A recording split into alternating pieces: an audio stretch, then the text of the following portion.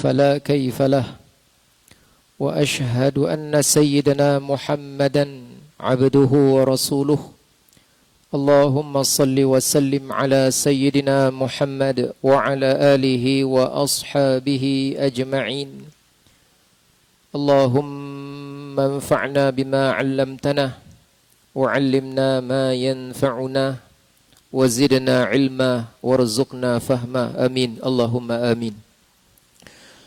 Kita syukur kepada Allah, alhamdulillah. Hari ini kita dapat sambung pada muka surat 35. Pada muka surat 35 menyambung penyampaian oleh penulis kitab ini berkenaan makna maksud dari perkataan al-jamaah. Makna ahli pengikut mudah difaham, diingat. Makna sunnah ialah jalan kehidupan, i'tiqad, pegangan Nabi dan para sahabat. Dan sekarang pada makna al-jamaah. Apakah al-jamaah maknanya solat berjemaah? Atau jemaah maknanya NGO? Atau jemaah maknanya parti politik? Atau jemaah maknanya pasukan? Atau jemaah maknanya satu pakatan? Jemaah yang mana yang dimaksudkan? Lalu pengarang menjelaskan sebagaimana apa yang ada dinukilkan dalam kitab para ulama. Lihat di perenggan bawah muka surat 35. Perkataan al-jamaah secara bahasa ialah sekumpulan apa saja dan jumlahnya banyak. Apa-apa yang sekumpulan apa saja dan banyak kita panggil jemaah. Jadi kalau sekumpulan tu ramai, jumlahnya pun banyak, maka kita panggil jemaah umrah. Sekumpulan bilangannya banyak. Atau jemaah muballigh kerana dia sekumpulan jumlahnya ramai. Atau jemaah apa saja tak kisah. Secara umum makna jemaah begitu. Jadi kata pengarang muka surat 36. Jadi kata pengarang perkataan al-jamaah secara bahasa mengacu, maknanya menunjuk, membawa kepada erti sesuatu yang menepati dua kriteria. Sesuatu yang memenuhi dua hal. Maknanya menepati dua kriteria. Apa kriteria dia? Iaitu yang pertama, sesuatu tu mesti berkumpul. Yang kedua, mesti banyak. Jadi nak tengok ahli sunnah wal jamaah, yang mana satu yang sifatnya berkumpul, ulama'-ulama'nya, dan yang mana satu yang dia itu jumlahnya yang paling banyak. Dari sejak zaman Nabi sampai ke akhir zaman, dia memang yang paling banyak. Berbanding 72 yang lain. Jadi yang berkumpul dan sepakat dan banyak jumlahnya dan maintain paling banyak, itu yang layak menyandang kalimah al-jamaah ketika disebut ahli sunnah wal jamaah. Jadi pengarang nak memahamkan kita begitu. Supaya kita tak tersasar dari segi nak mengenal. Kadang mungkin sahaja sebahagian orang dia mengaku dia mengikut fahaman ahli sunnah wal jamaah, tapi erti dari kalimah itu dalam bahasa yang sedikit kasar dimanipulasi. Dalam bahasa yang sedikit kasar maknanya pemahamannya diselewengkan supaya kepentingan diri dapat perkataan itu. Jadi Quran kan dijamin tidak dapat diubah. Tapi kan tafsir Al-Quran kan tak ada jaminan manusia ubah. Jadi usaha kejahatan orang dalam mengambil kesempatan dalam urusan agama kan mengubah tafsir. Kerana memang mengubah ayat tak akan mampu sampai bila-bila. Risiko keadaan wahyu kitab-kitab yang sebelum Al-Quran, ayatnya langsung diubah. Jadi sekarang risiko kita ialah apa? Ta'rifan itu dia punya maksud diubah. Jadi jemaah tu yang mana satu? Padahal maknanya yang berkumpul dan jumlahnya yang banyak. Baik, kita terus. Perkataan al-jamaah, baris yang ketiga. Perkataan al-jamaah secara terminologis adalah merujuk kepada generasi sahabat, generasi tabi'in, dan generasi sesudahnya yang mengikuti ajaran baginda Rasulullah sallallahu alaihi wasallam. Sahabat, tabi'in, dan sesudahnya. Sesudahnya biasa kita sebut tabi'it tabi'in. Makna sahabat mudahlah yang ingat, senang kita ingat. Yang pertama, dia adalah orang yang apa kita sebut? hidup sezaman dengan ketika Nabi hidup. Yang kedua, dia bertemu Nabi. Yang ketiga, dia beriman dengan apa yang dibawa oleh Nabi. Yang keempat, dia wafatnya, meninggalnya dalam Islam. Itu paling simple. Ada ulama perincikan, maksudnya jumpa tapi bukan dalam mimpi. Tapi kita cerita yang asas je, 4. Dia hidup di zaman Nabi, ketika Nabi hidup. Kemudian dia bertemu. Kalau tak bertemu, macam Uwais Al-Qarani, hidup sezaman, tahu tapi tak berjumpa, maka masuk dalam kategori tabi'in. Tapi kalau hidup sezaman, jumpa saja, belum tentu sahabat. Abu Jahal pun sezaman, jumpa juga. Banyak kali jumpa daripada kita. Kita tak pernah jumpa Rasulullah. Belum lagi secara hayat Nabi memang kita dah terlepas. Tapi ceritanya Abu Jahal tak beriman dengan Nabi, syarat yang ketiga. Dan syarat yang keempat, dia wafat, meninggal dunia dalam agama Islam. Tabi'in selepasnya. Tak sempat jumpa Nabi, tapi sempat jumpa para sahabat. Tabi'in tak sempat jumpa sahabat, sempat jumpa tabi'in. Tapi keseluruhannya sama dalam bab apa? Beriman. Dan kemudian sama dari sudut apa? Wafatnya, meninggalnya dalam Islam. Jadi kalau yang golongan yang murtad, zaman Abu Bakar, Sayyidina Abu Bakar, ada yang murtad, maka kita tak panggil lah radhiyallahu anhu. Kerana dia beriman ketika Nabi hidup, tapi setelah Nabi wafat, rupanya dia terkeluar daripada agama Islam. Secara umum, yang mudah ingat macam tu je lah. Nah, perincian ulama kita ada memperincikan. Baik, sekarang ni jamaah yang mana? Yang fahamannya paling ramai dan diikuti 3 generasi tadi.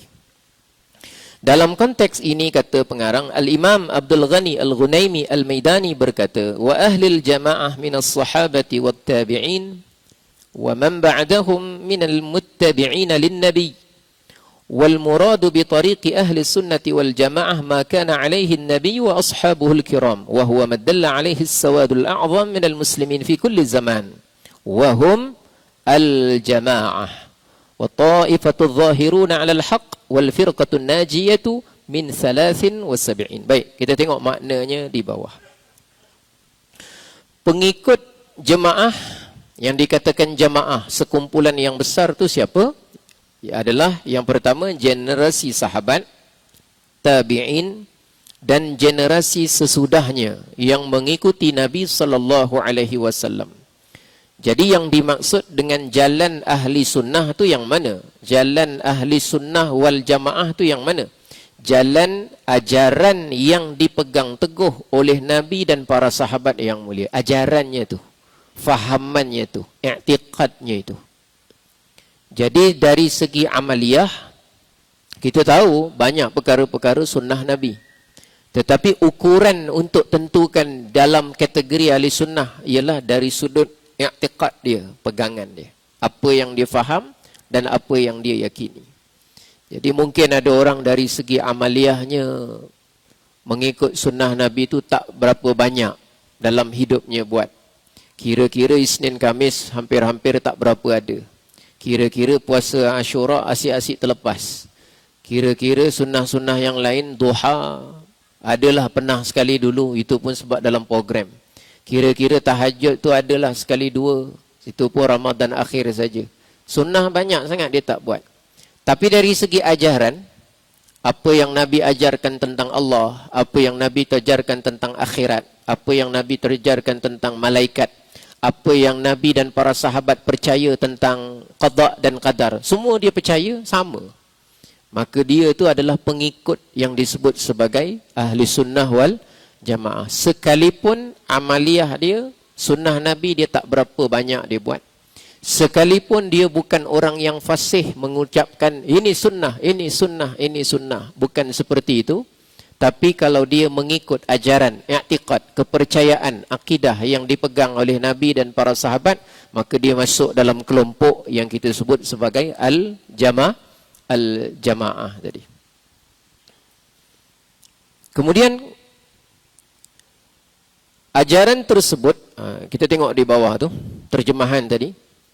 Ajaran tersebut telah ditunjukkan oleh golongan terbesar umat Islam pada setiap masa.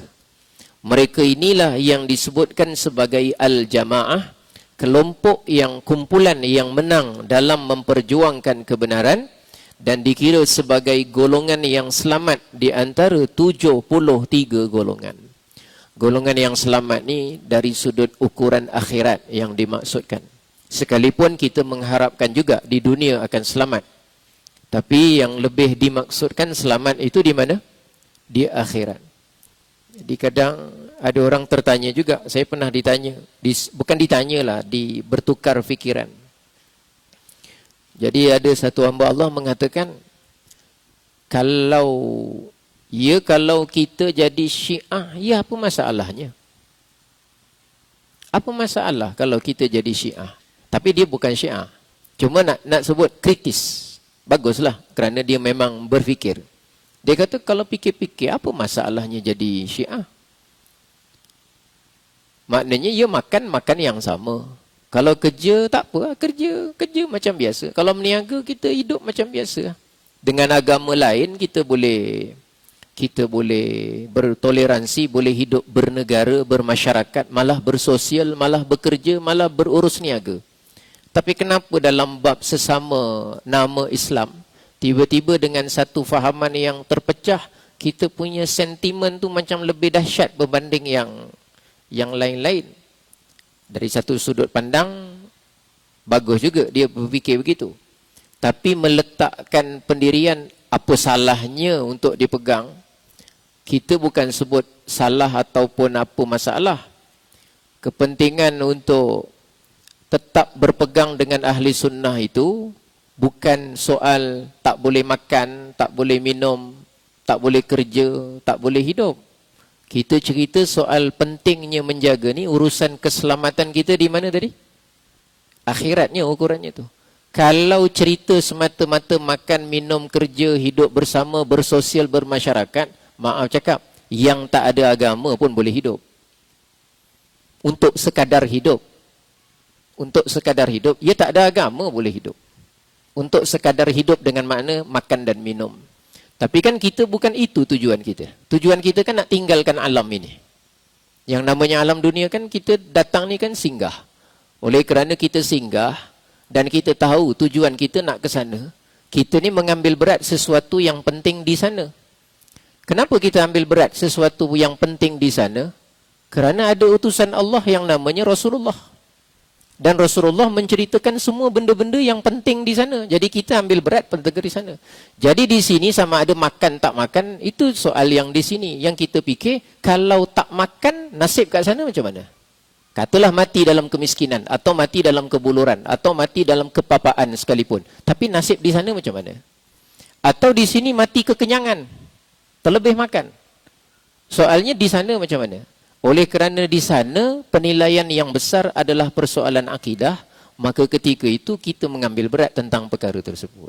Bukan semata-mata kerana nak memusuhi atau mengajak orang berkelahi, bergaduh. Bukan itu. Bukan tujuan. Kalau tujuan berkelahi, kita ada banyak cara lain untuk menghidupkan sentimen dengan tujuan akhirnya dapat berkelahi. Tapi kan bukan itu tujuan dia.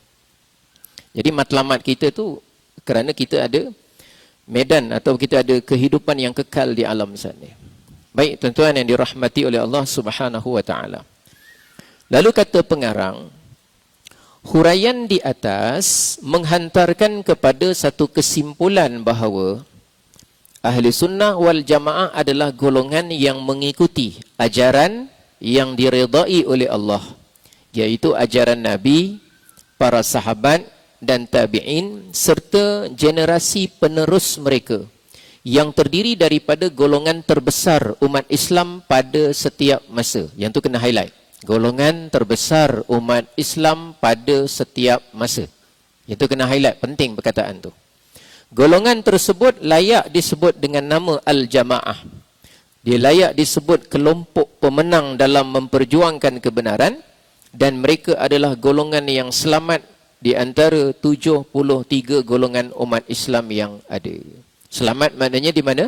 Di akhirat. Mungkin di dunia tak selamat, mungkin saja. Mungkin diancam, mungkin diugut, mungkin dihalau, mungkin ditendang, mungkin diboikot, mungkin digam, mungkin disekat, macam-macam cara. Tapi cerita ukuran selamat ni bukan di dunia, tajuk dia. Cerita selamat adalah di akhirat. Baik, sebelum kita masuk kepada Tajuk di bawah. Macam mana nak lahir nama, branding lah. Kalau kita sebut perkataannya branding ahli sunnah wal jamaah itu, kita ingat kesimpulan tadi, ahli maknanya pengikut. Maknanya dia bukan mesti pakar. Bukan mesti pakar. Ada orang dia tak pakar. Quran dia tak hafal. Hadis dia tak tahu. Bahasa Arab dia tak boleh baca. Tapi dia ikut panduan ulama yang majoriti. Dia ikut. Yang mana ulama kata bab qada qadar begini cara memahaminya, dia faham yang itu. Dia tak pandai nak buat perbandingan, nak berhujah, dia tak pandai. Tapi yang dia ikut, dia ada pendirian. Bukan ikut-ikut, tapi dia ikut setelah dia tahu dan dia faham. Maka orang itu juga masuk dalam kategori ahli sunnah wal jamaah. Dia mengikut sunnah, ajaran dan i'tiqad Nabi dan para sahabat serta tabi'in. Al-jamaah adalah golongan majoriti yang teramai, yang terbanyak dalam 73 golongan yang disebutkan dalam hadis-hadis yang banyak, yang riwayatnya mutawatir. Sekarang kita bergerak kepada tajuk berikut. Lahirnya branding nama Ahlus Sunnah wal Jamaah. Berkata pengarang, sebagai sebuah nama ataupun jenama ataupun branding atau nama. Kapan? Kapan tu maknanya bila? Tuan-tuan jangan tanya kain kapan mana ni. Kapan tu maknanya bila? Bila nama Ahli Sunnah wal Jamaah tu lahir? Bila dia keluar? Adakah Nabi yang direct sebut perkataan Ahli Sunnah wal Jamaah? Atau kenapa disebut? Dari mana perkataan tu datang? Ahli Sunnah wal Jamaah. Sebab kalau kita faham sunnah tu maknanya amalan sunnah Nabi ataupun sumber hukum sunnah, maka kita akan datang satu soalan, Quran tak pakai ke? Kenapa tak nama dia Ahlil Quran was Sunnah wal Jamaah? Tak ada Quran kata dia. Oh, dia kata tak betul. Ahli sunnah pun tak betul. Yang betul Ahlil Quran was Sunnah wal Jamaah. Sedangkan kita sebut ahli sunnah bukan maknanya hadis Nabi. Ahli sunnah bukan maknanya amalan-amalan harian sunnah Nabi secara amaliah. Bukan. Tapi maksud sunnah di situ ialah ajaran, fahaman yang dibawa oleh Nabi. Jadi kalau ajaran, fahaman, i'tiqad yang dibawa oleh Nabi, termasuklah dalamnya ada Quran, termasuklah dalamnya ada sunnah Nabi, termasuklah dalamnya ialah tafsiran-tafsiran para sahabat. Terus sekali masuk dalam perkataan sunnah. Jadi memadai kita sebut ahli sunnah. Jadi sebagai sebuah nama, bila nama itu muncul ataupun lahir? Berdasarkan riwayat-riwayat yang ada, setelah terjadinya fitnah, konflik dalaman umat Islam pada zaman Khalifah Uthman bin Affan radhiyallahu anhu, kemudian sedikit daripada itu lahir aliran-aliran yang menyimpang dari ajaran Islam yang murni dan asli, muncul satu persatu. Jadi masa tu aliran pemikiran atau fahaman i'tiqad majoriti semua memang ahli sunnah lah. Zaman Nabi itu yang Nabi bawa itulah ahli sunnah. Macam mana kita nak buat analogi? Katalah dalam satu negeri tu, katalah dalam negeri Johor ni, semuanya dulu disebut sebagai rakyat. Semua disebut sebagai rakyat. Siapa duduk dalam negeri Johor? Rakyat. Dan ketika itu orang yang berada dalam negeri Johor, maknanya dia memang orang asal daripada negeri Johor. Katalah contoh. Tiba-tiba bila berlaku migrasi, perpindahan, perubahan, orang luar masuk, orang dalam berpindah apa semua. Maka ketika itu kita tengok, dah ada masuk orang daripada Australia, daripada mana masuk. Bila dah orang lain dah mula masuk, maknanya yang ramai-ramai yang asal dipanggil rakyat, mesti diletak satu label untuk membezakan yang baru masuk. Lalu dipanggil apa? Bangsa Johor. Ni contoh, ni bukan sejarah ni, contoh aja. Tuan-tuan jangan cakap, Ustaz, ambil buku sejarah mana ambil? Lalu dipanggil bangsa Johor. Untuk membezakan apa? Membezakan dengan warga yang daripada luar yang bukan asal. Lalu disebut bangsa Johor. Contohnya gitu. Lalu istilah tu datang. Pasal asalnya dulu panggil rakyat je sebab tak campur dengan orang luar apa semua. Tapi bila dah banyak pencampuran, yang original ni mesti ada satu branding. Sebab tak tahu dia ni. Kita panggil dia bangsa Johor sebagai contoh. Dulu yang keseluruhan umat Islam di zaman Nabi, umat Islam. Tak perlu kepada kategori nama, tak perlu. Tapi bila muncul fahaman Khawarij, fahaman ni masuk. Tapi masuknya pada dada dan kepala manusia. Akhirnya manusia yang pakaian yang sama, jubah yang sama, solat yang sama, di dalam masjid yang sama, memikul fahaman yang berbeza dengan yang ramai-ramai ni. Fahaman Khawarij masuk, yang Syiah muncul. Oleh kerana itu, yang majoriti ni kalau panggil umat Islam, yang bawa pemikiran yang menyeleweng pun cakap, saya Islam juga. Padahal yang dia buat pepegang tu bertentangan. Maka oleh kerana itu, ada label-label jenama baru tentang kumpulan yang bawa pemikiran, maka yang majoriti ni muncul, ada keperluan, keluar istilah namanya Ahli Sunnah wal Jamaah. Seakan umpama itulah muncul nama itu. Jadi kita tengok tadi tu, pada zaman Sayyidina Uthman bin Affan, kemudian daripada itu, aliran-aliran yang menyimpang dari ajaran Islam yang murni dan asli muncul satu demi satu. Seperti apa yang muncul? Aliran Khawarij, aliran Murji'ah, aliran Sabaiyah, Syiah, aliran Qadariyah. Maka pada akhir tempoh generasi para sahabat tadi, maka istilah Ahli Sunnah wal Jamaah tu mula dibincangkan. Perlu tak kita? Masa tu baru keluar nama Ahli Sunnah wal Jamaah. Kenapa? Ahli tu penting. Pengikut. Selama mana dia mengikut? Mengikut siapa? Sunnah. Iaitu apa yang difaham Nabi, sahabat, tabi'in, tabi'ut tabi'in. Siapa yang bawa pemikiran, mengaku Islam, tapi tak mengikut ajaran dan dipahami oleh Nabi, sahabat, tabi'in, tabi'in, maka dia terkeluar daripada perkataan jamaah tadi tu. Macam itulah keadaan berlaku. Ini ceritakan ratusan tahun macam mana terbentuk. Yang kita cerita ni bab tahun 100, tahun 200, tahun 300 punya keadaan. Sedangkan kita dah berada di 1444 Hijriah. Jadi lebih kurang pemahaman kita, dia punya map pemahaman dia begitu. Jadi sampai akhir generasi sahabat Nabi, istilah Ahli Sunnah wal Jamaah mula dibincangkan. Dan mula dipopularkan sebagai nama bagi, kita tengok sebelah, nama bagi kaum muslimin yang masih berpegang teguh dengan ajaran Islam yang murni dan masih lagi tidak terpengaruh dengan ajaran-ajaran baru yang terkeluar dari mainstream. Mainstream ni maknanya apa?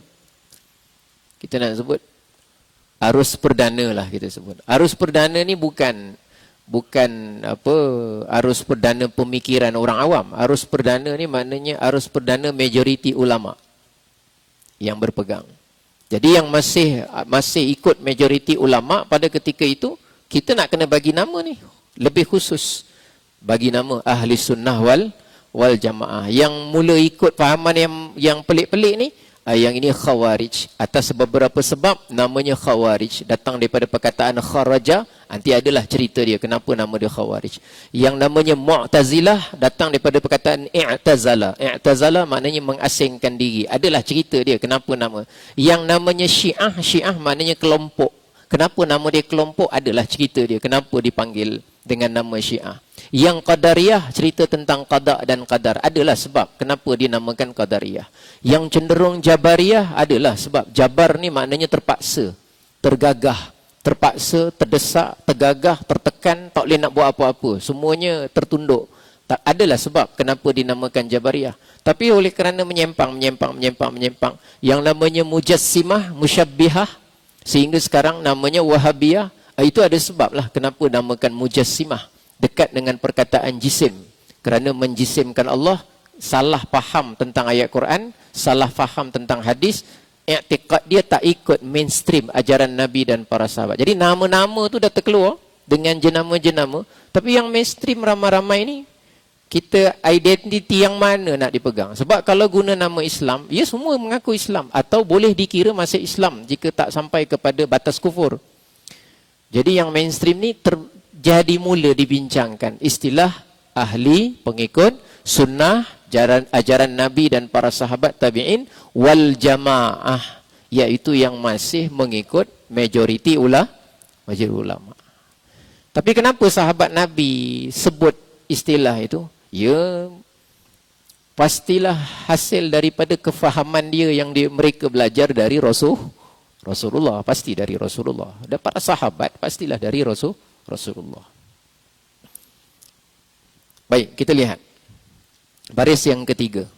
Hal ini dapat kita buktikan dengan memperhatikan beberapa riwayat yang menyebutkan bahawa istilah Ahlus Sunnah wal Jamaah diriwayatkan dari sahabat Nabi generasi junior, sigharus sahabah, seperti Ibnu Abbas, Ibnu Umar, Abu Sa'id Al-Khudri. Jadi sahabat yang agak junior, yang masa Nabi wafat, mereka tu masih kecil.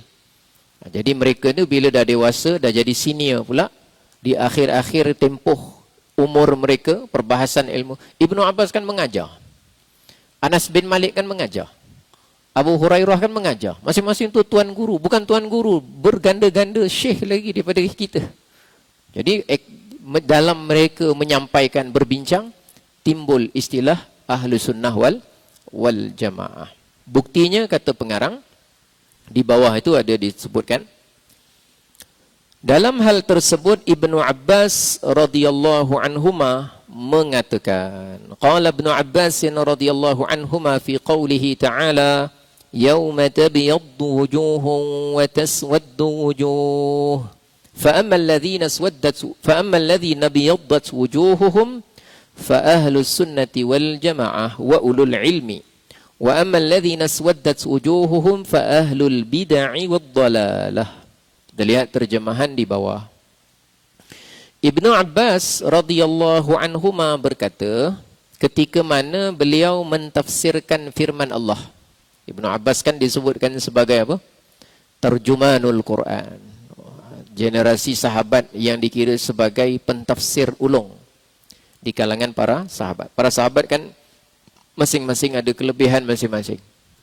Kalau Sayyidina Abu Hurairah, Sayyidatina Aisyah, Anas bin Malik, ia banyak cenderungnya hadis. Nanti Abdullah bin Mas'ud, itu cenderungnya lebih pada Quran. Zaid bin Thabit yang salin balik Quran pada zaman Abu Bakar, ada kelebihan dia Quran. Bukan dia tak tahu hadis, dia tahu hadis. Cuma kelebihan dia menonjol. Kalau Abdullah bin Mas'ud, antara orang yang Nabi suka dengar baca Quran daripada dia. Nabi panggil, wahai Abdullah, iqra' ma tayassara minal Quran. Baca apa-apa yang kamu selesa ke Quran kamu nak baca. Terkejut dia. Nabi minta baca. Aqra'u 'alaika wa 'alaika unzila. Apakah patut saya baca kepada tuan? Tuan dengar, saya pula baca. Sedangkan ke atas tuan Quran itu diturunkan. Seganlah dia. Nabi minta baca. Kalau kita pun, kalau kita tak payah jauh-jauh, kena Johan Qari antarabangsa datang panggil, Pak Haji, jap, ada apa Ustaz? Minta baca Fatihah kejap. Johan Qari nak dengar kita punya Fatihah. Janganlah Ustaz, Ustaz baca saya dengar, saya nak belanja. Janganlah Fatihah saya tak adalah tak sah, tapi kalau depan Ustaz rasa-rasa mungkin tak sah ni. Jadi maknanya kita segan lah nak baca. Dia Johan, dia tahu banyak. Jadi kalau dengan orang biasa, kita kadang ada rasa segan. Bukan tak boleh baca, boleh. Tapi Abdullah depan Nabi. Lalu Rasulullah kata apa? Uhibbu an asma'a min ghairi. Aku suka untuk mendengar bacaan dari orang lain. Dia pun baca. Dan sampai satu ayat, Rasulullah pun menangis. Kafa. Cukup sampai sini. In tu'adzibuhum fa innahum ibaduk. Tapi saya nak cerita tu, sahabat Nabi kecenderungan dia ada kelebihan masing-masing. Salah satu sahabat Nabi yang berkelebihan, menonjol kerana memang ada khusus Nabi doakan, ialah Ibnu Abbas. Berkenaan tafsir Al-Quran. Baik, ketika dia mentafsirkan firman Allah. Apa firmannya? Pada hari di waktu ada muka-muka yang menjadi putih berseri. Itu ayat Qurannya. Dan ada pula muka yang menjadi hitam muram, yauma tabyaddu wujuhun wa taswadu wujuh. Ketika ayat tu dia bacakan, dia tafsirkan. Siapa yang jadi putih, siapa yang muka jadi hitam. Baik, apa kata beliau? Adapun orang-orang yang wajahnya putih berseri, mereka adalah pengikut ahli sunnah wal jamaah dan orang-orang yang berilmu. Mereka yang mengikut ahli sunnah wal jamaah. Jadi dia keluar istilah tu. Di hujung-hujung generasi sahabat tu, dia keluar istilah ahli sunnah wal jamaah. Jadi ada ulama mengatakan, istilah betul-betul sebiji ahli. Yang Nabi sebutkan, Nabi tak sebut ahli sunnah wal jamaah. Rasulullah sebut istilahnya apa? Yang pertama, ma ana alaihi wa ashabi. Mereka yang berpegang, berdiri, menjalankan pemahaman, ajaran yang aku pegang dan sahabatku. Satu. Yang kedua, Nabi sebut kumpulan yang selamat. Yang satu tu apa ciri dia? Al-jamaah. Satu kumpulan. Satu kumpulan. Kumpulan tu maknanya apa? Bilangannya banyak. Yang ketiga, Rasulullah sebut apa dalam hadis? As-sawadul a'zam. Iaitu kumpulan majoriti. Jadi majoriti bilangannya besar paling banyak yang konsisten mengikut ajaran Nabi dan juga para sahabat dan tabi'in. Ibnu Abbas tafsirkan. Jadi keluar istilah ahli sunnah wal jamaah. Istilah kan memang datang kemudian. Tapi kita nak faham inti.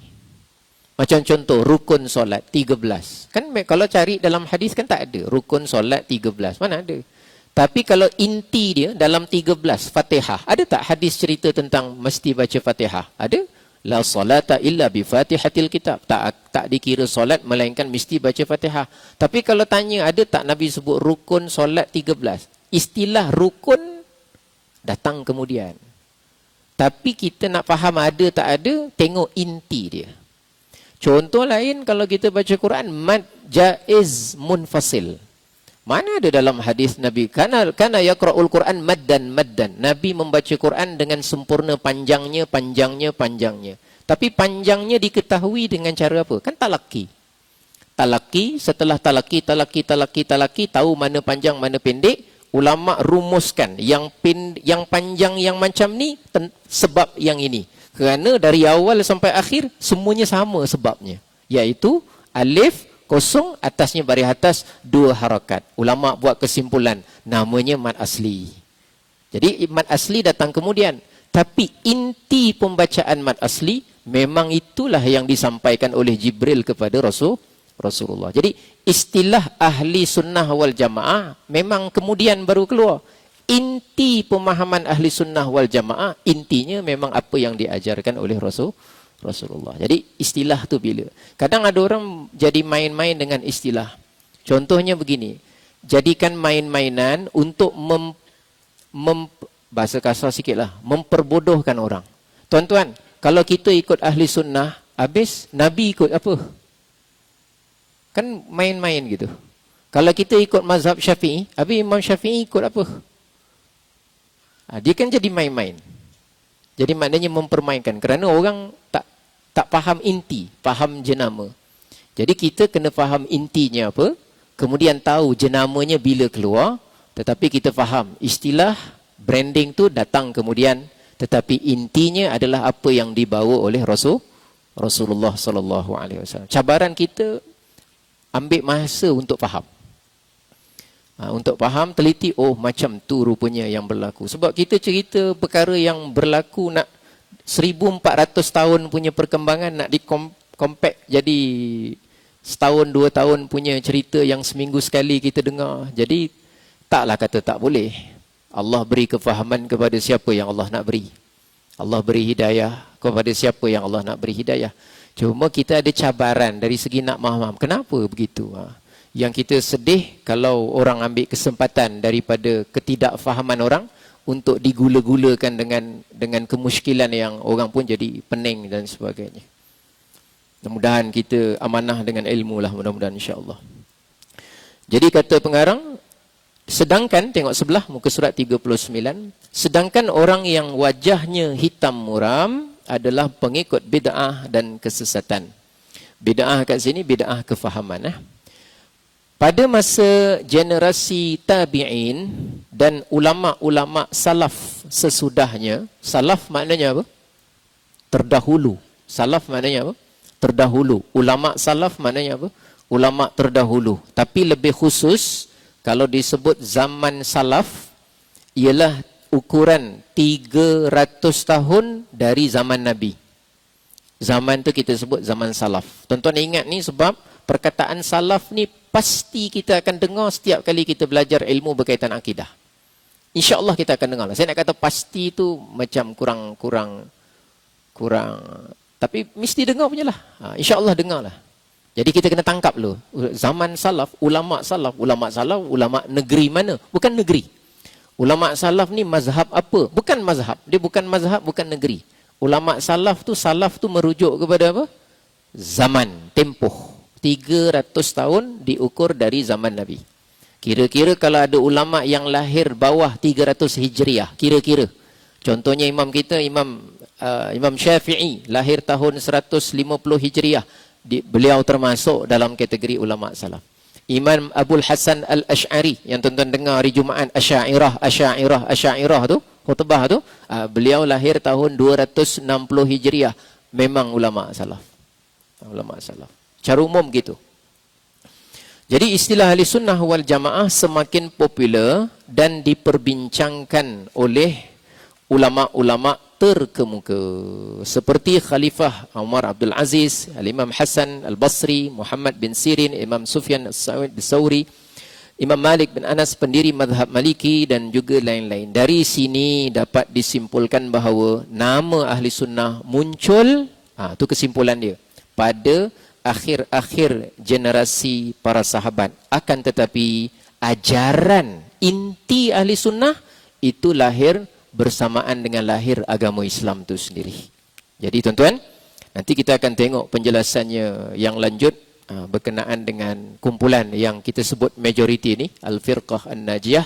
InsyaAllah dalam pertemuan kita minggu hadapan, mudah-mudahan manfaat, mudah-mudahan barakah, mudah-mudahan Allah kuatkan kita, kukuhkan kita, masyarakat kita, umat Islam di sekeliling kita dengan ajaran Ahlussunnah wal Jamaah. Dan kita doakan mudah-mudahan kawan-kawan, saudara mara, kenalan kita yang terpengaruh dengan ajaran selain Ahlussunnah, mudah-mudahan mereka cepat bertaubat dan kembali kepada ajaran majoriti ulama insya-Allah. Wallahu a'lam bis-shawab wa sallallahu ala sayyidina Muhammad wa ala alihi wa sahbihi wa baraka wa sallam. Walhamdulillahi rabbil alamin. Wabillahi taufiq wal hidayah. Wassalamu alaikum warahmatullahi wabarakatuh.